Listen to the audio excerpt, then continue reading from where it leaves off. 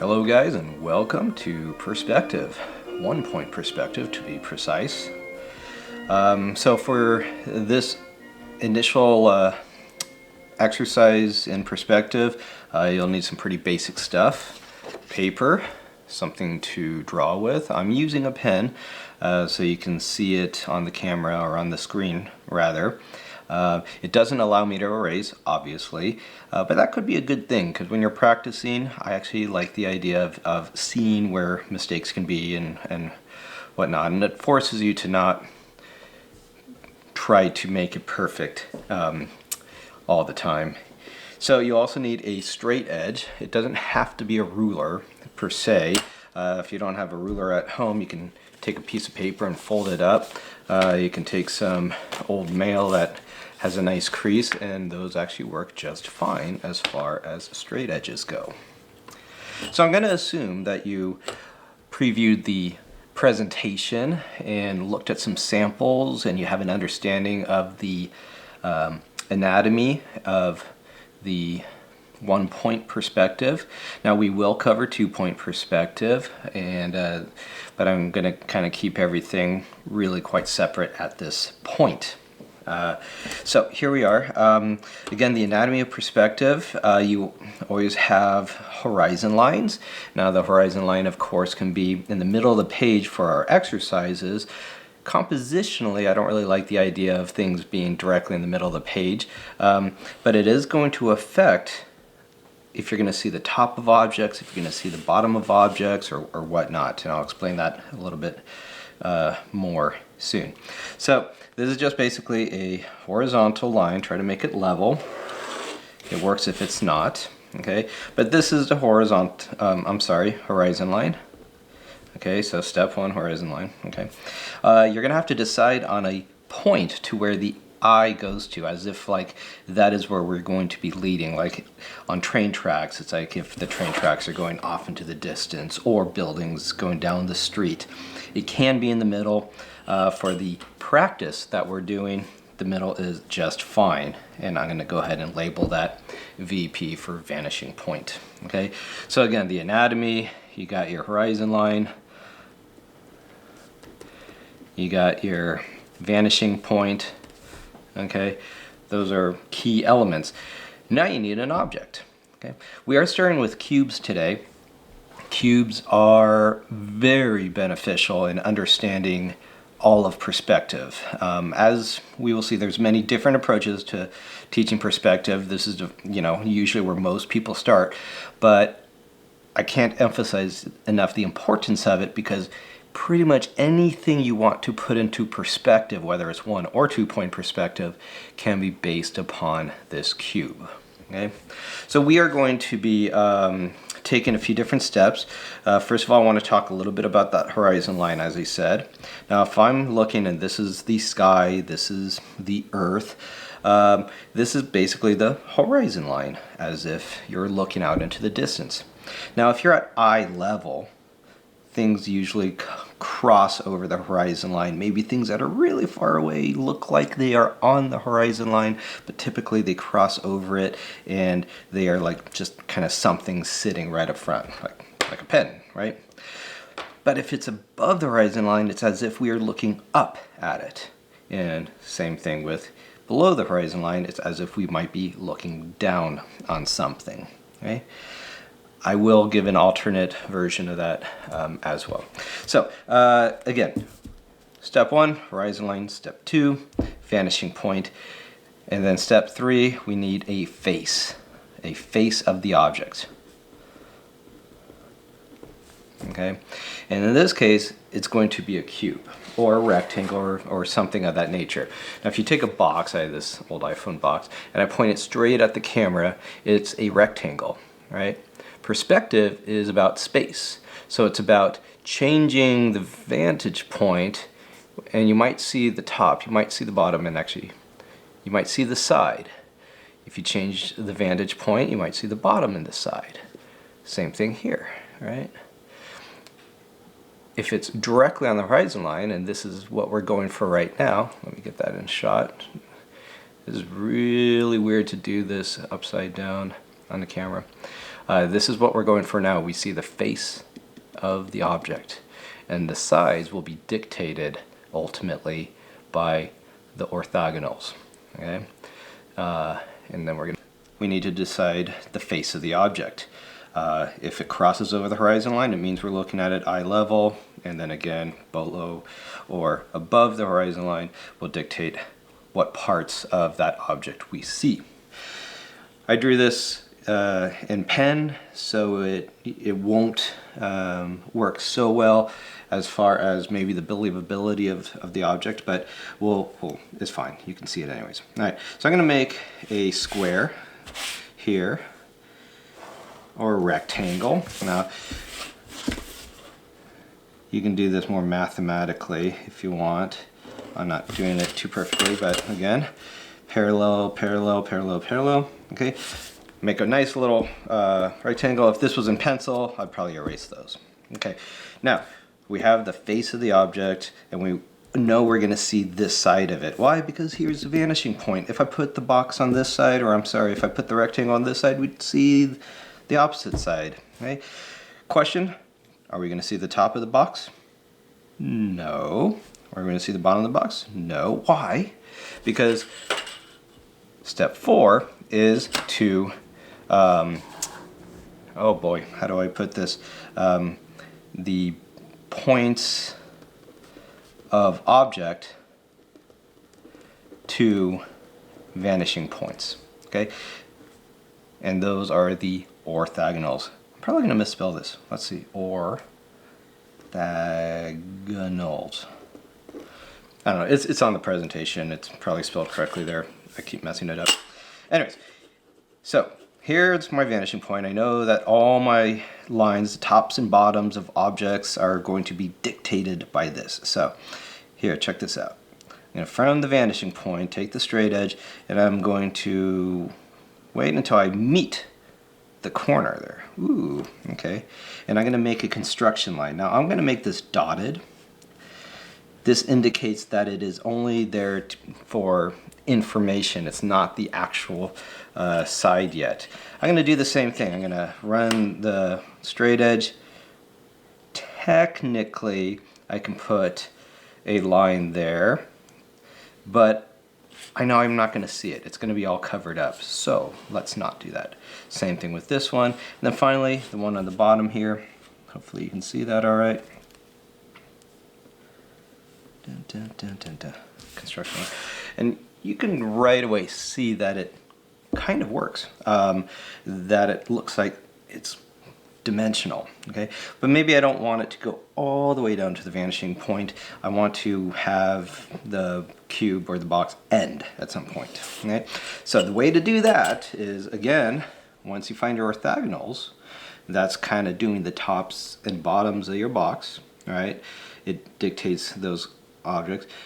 The next one is to utilize vertical lines and horizontal lines to complete the object that you're doing, in this case a cube. Okay, so here's how I do it. For now, you know, just to kind of get used to it, what I do is I take my ruler and I try to keep it as steady as possible, parallel to the side of the box, and I'm going to go as far down as I want. You see that? Okay, so that is the front right side, back right side. And at this point, I can complete my line. Now, if you do this in pencil, you'd erase the construction lines. You'd get rid of these. You wouldn't see these. Okay, makes sense, right? You can kind of see how this might look like a building or whatnot, right?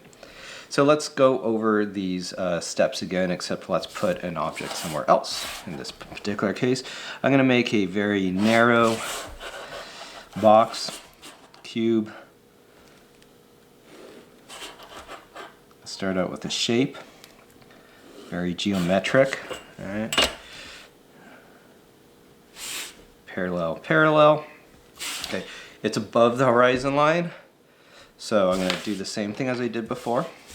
Take my vanishing point, take the straight edge until I hit a point, and I'm going to make that construction line. Dun, dun, dun, dun. I'm going to keep doing the same thing. Woo! Oh, hit another point, and there it is.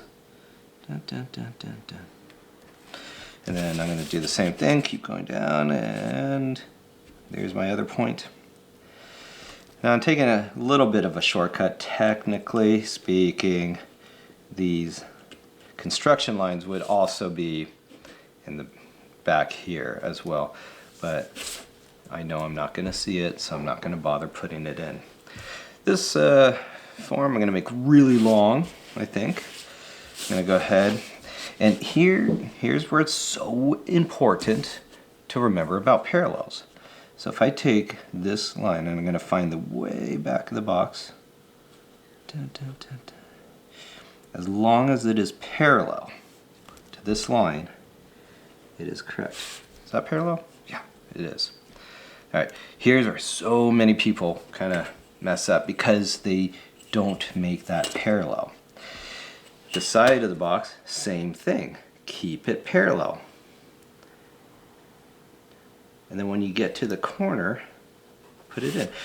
And it might not look right, it might not feel right, but see, that's the thing with perspective, is it is right or it is wrong. Fill those in. All right, I'm going to go ahead and shade the side of the box so you can kind of notice it a little bit. All right, whatever. And then same thing, I'm going to do this one a little bit quicker. Now you can put this anywhere you want. All right. As long as your face of the object, it almost doesn't matter what the face of it is. Again, from the vanishing point, I'm going to take the straight edge until I hit a corner. Now check this out. I'm going to do this a little bit faster. I'm going to go ahead and put that line in pretty much right away. At some point you'll develop the ability not to even put in the orthogonals all the way. So here, as long as I am parallel with this line,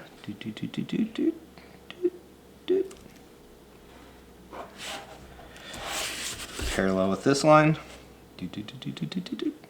you can make the noises if you want. All right.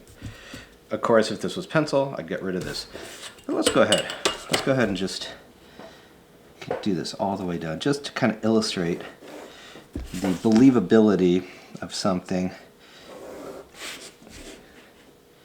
as if this is going to be a wall that actually does go all the way down.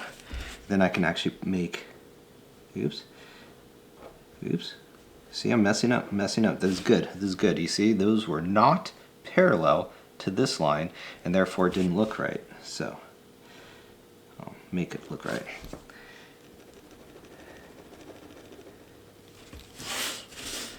And then I'll put a parallel there. And now it has a stripe on it. All right. I'm going to do another one here. As long as it is parallel.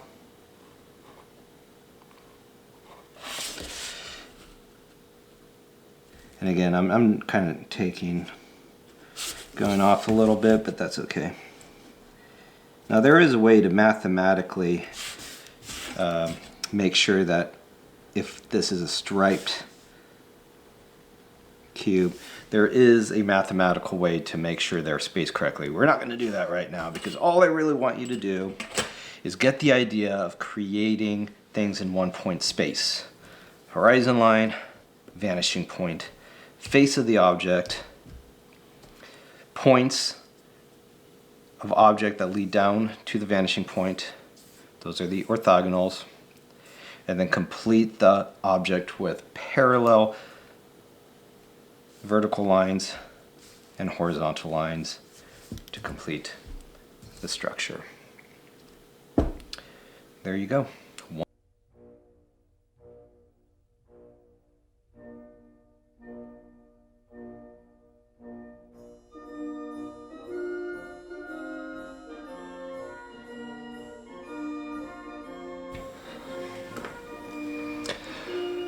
All right, for our next exercise, we're continuing on with the whole idea of making one-dimensional items as if they have depth and space and form.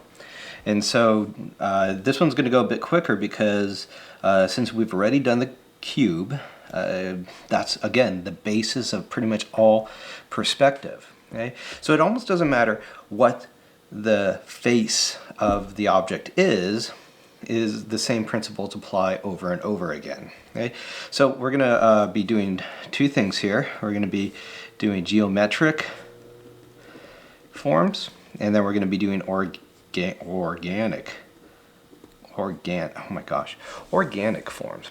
Again, geometric is anything that's mathematically derived, usually precisionally produced. Organic is, as the name insinuates, kind of grown, not the same, not repeatable. An example, geometric is anything with kind of a name. Organic, not really. It's like an amoeba. It's never quite the same. Okay, so when I say a named shape, what comes to mind is something like a square, right? And we've done that. We've changed a square into a cube. So let's just go ahead and let's just start with something familiar here. We'll do a face of something. All right. And so we already know how to do this. We're going to create, it's crossing the horizon line, so we're only going to see the side of it. So then I'm going to create the sides of it. And I'm doing a shortcut just because it's going to start to go a little bit faster now. I'm going to take the point there. I'm going to find my parallel right here. The parallel of this is right about there. Now, if I want to make this a little more exciting, check this out. I can take another named shape, right? And I'm going to put a triangle up here. I'm going to insinuate, or not insinuate, that's maybe not the right word, but I'm going to foreshadow maybe the whole idea of finding the middles of things. So people always wonder, well, how do you do a middle of a triangle? Well, here we go. We do diagonals. We find the middle of the cube. Oops, I'm sorry. Middle of the square. Okay, and as long as we are parallel to the side, right? Now I'm finding the middle of those. Now I could have taken the ruler and measured it, right, and find the middle. But what this lets me do, I'm kind of jumping ahead here. This, might, at least I know where the middle is. So if I'm going to do a high-pitched roof here, bam, bam. Ah, it's starting to look a little like a house. Now we're going to find the top. We already got the bottom of this triangle. Let's find the top of it. There it is. How do I know? Vanishing point to the point there. Now, this is exactly why it's important to take this step. Because now, you would say, well, I'll take this point and just go up. Nope. Now we're no longer really talking about just horizontal verticals and whatnot. But here, as long as I have a parallel from this point to there, as long as this is parallel to this, it is correct.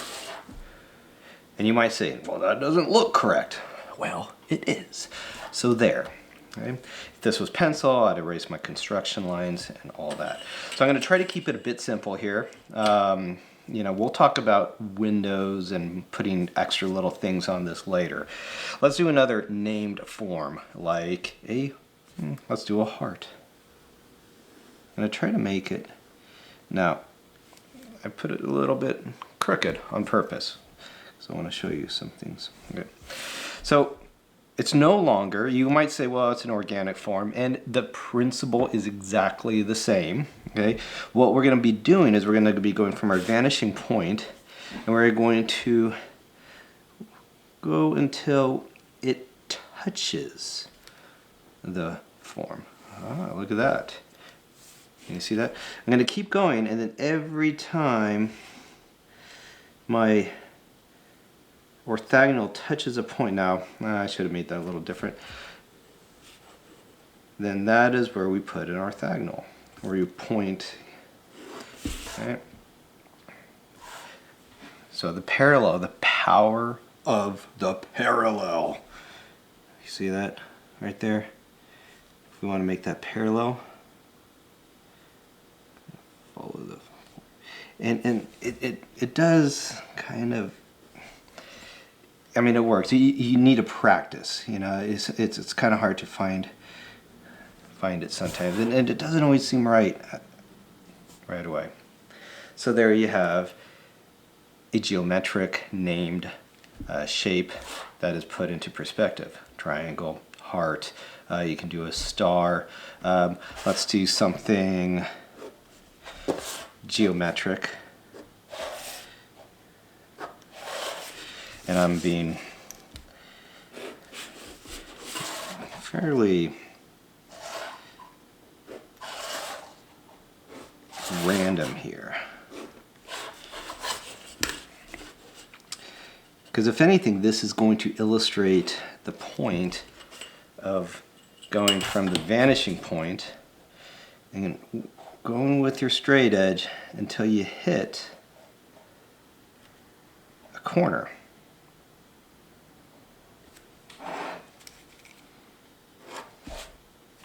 I'm going to keep doing that.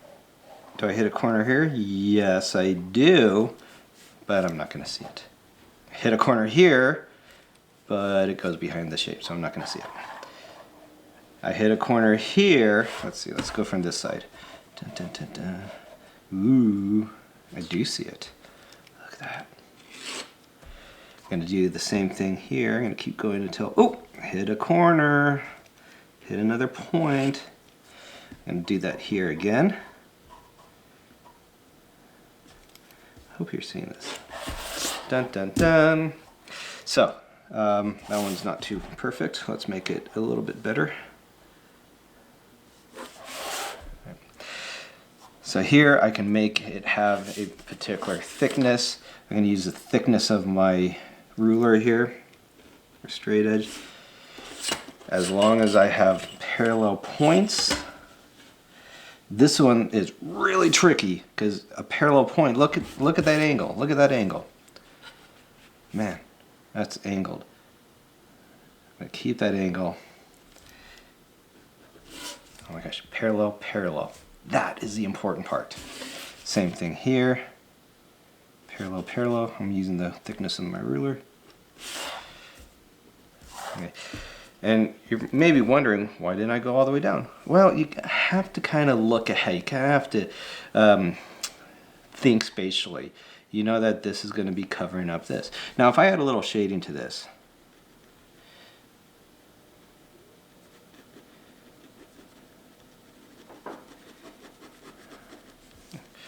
see, it kind of becomes a little more believable.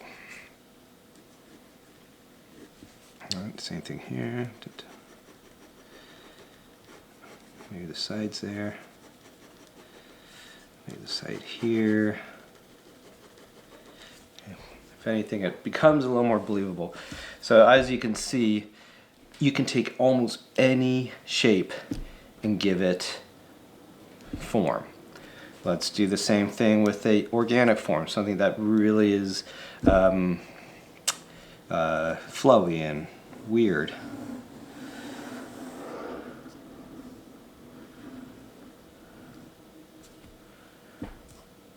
Any kind of shape, it doesn't matter what. Same principle. From our vanishing point, take the ruler. When we touch it, let's put a little point there.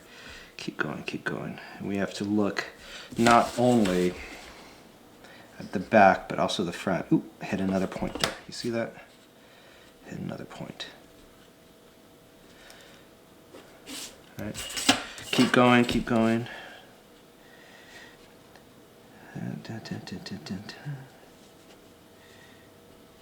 Ooh, hit another point right there.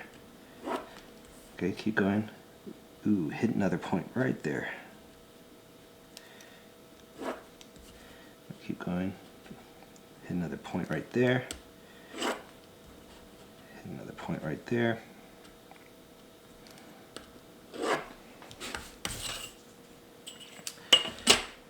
So you can see how it looks like it's all jutting back to the vanishing point. Again, the tricky part is to think spatially and to give it kind of an equal thickness. So you have to repeat this form again. Now, it's pretty easy on something. There's a few different ways to go about. I'll cover that in a bit. So here, let's just see if I can do it. I know it's like, wow, what kind of eyeballing it. I realize that.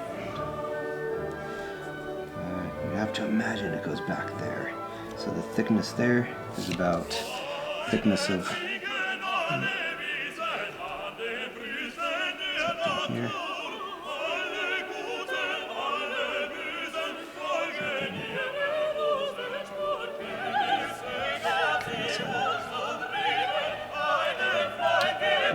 Shading. Maybe cover up some mistakes.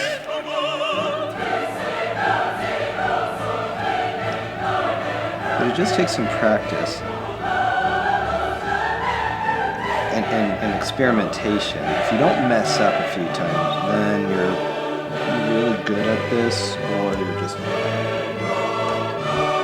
so here, it doesn't matter what the shape is, if it's organic or geometric. Okay? The principle here, and I didn't say this because I'm trying to have you avoid doing it too much. I really want you to think about those orthogonals and how that creates depth, and then the parallels between the front and the backs and sides and stuff. Those are the important things.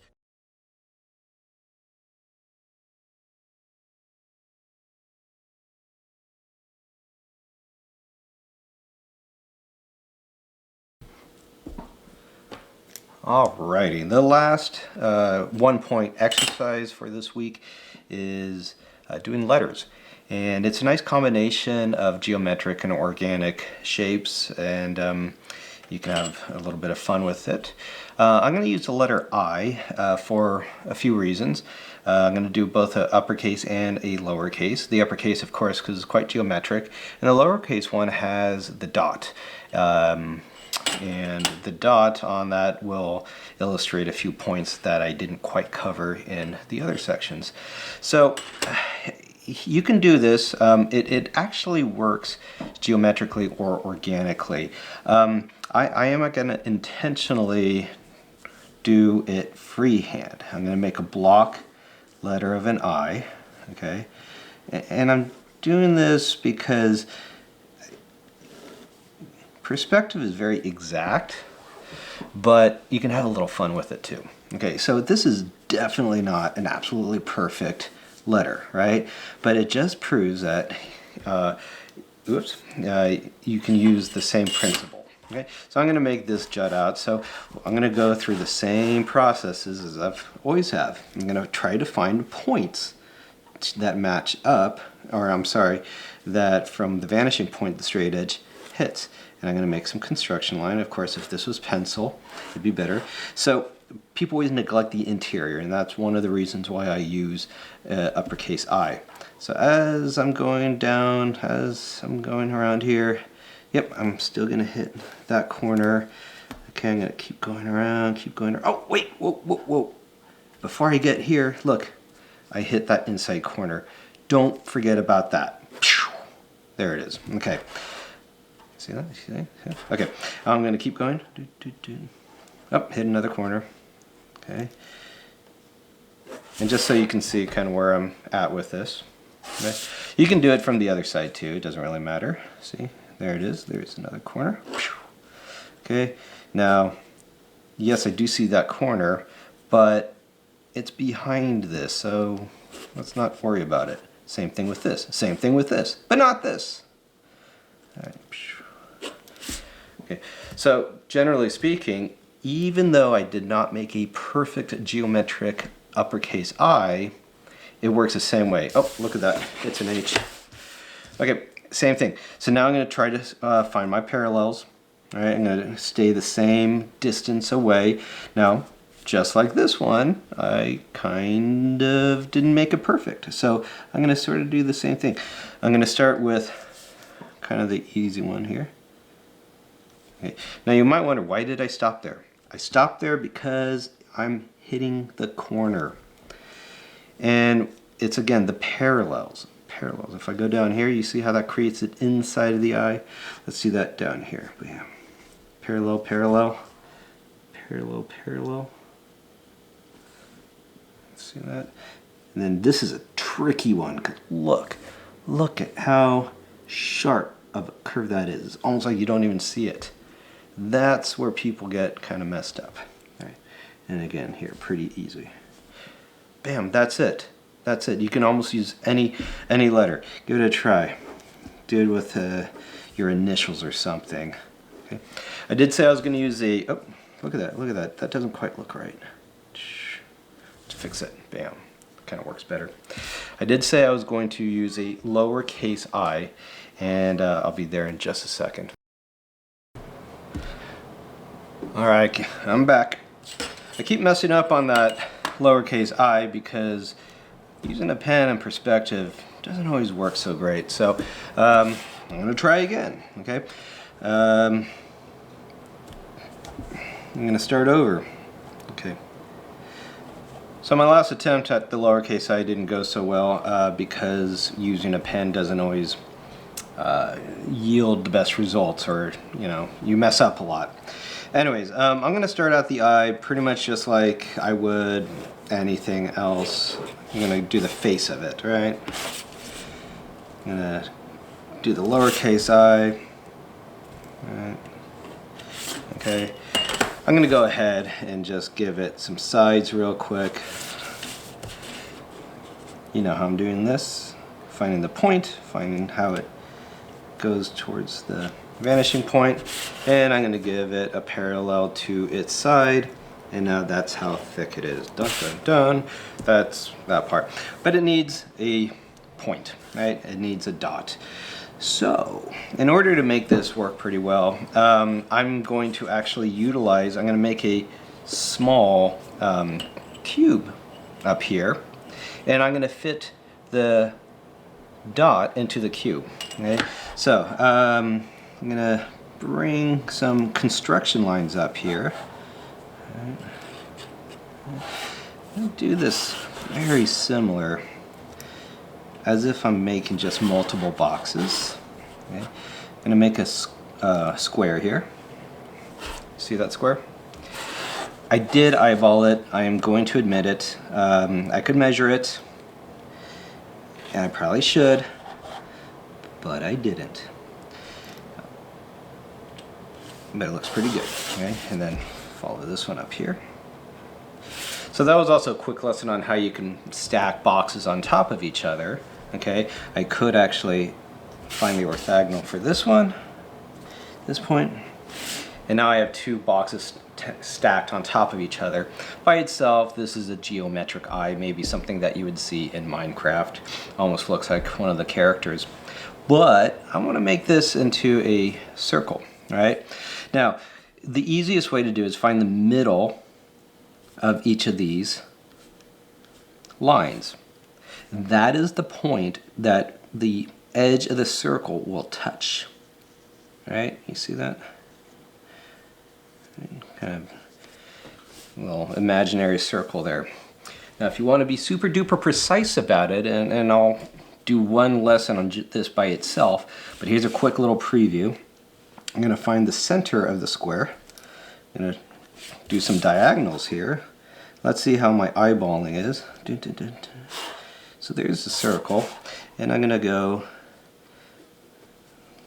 I was a little bit off. Oh, no, that was pretty good there. Okay, that was pretty good. It's almost like a clock face.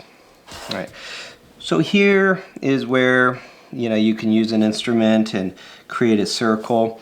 Again, I'm pretty horrible at doing this in pen, but I'm going to just try it anyways.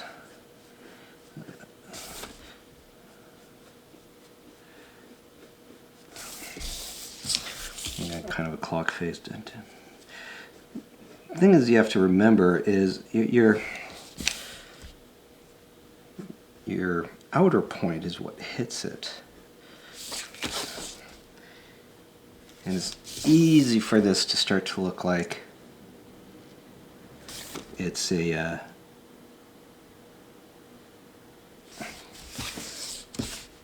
almond or something. Well, go round enough. Okay. You know what? Close enough. It's for illustrative purposes. Okay. And at that point, now I have the dot of my eye. And now I can actually, because I have the outer point of that, right, of that dot, I can create a line here. I'm going to find the other point where it touches. Bam. Okay, and I'm going to use the same circular, the roundness of the dot. So it would be like putting a little dot. Oops, I'm sorry. I'm going to find the center of that one. Bam. Hoo-wee.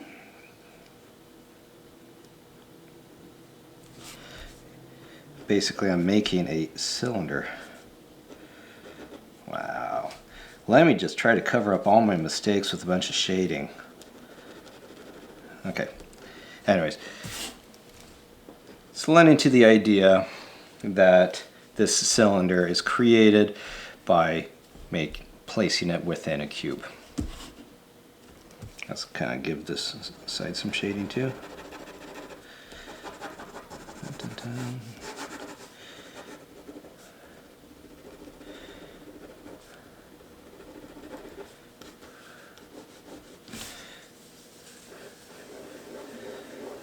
See, I totally would have been better just doing that.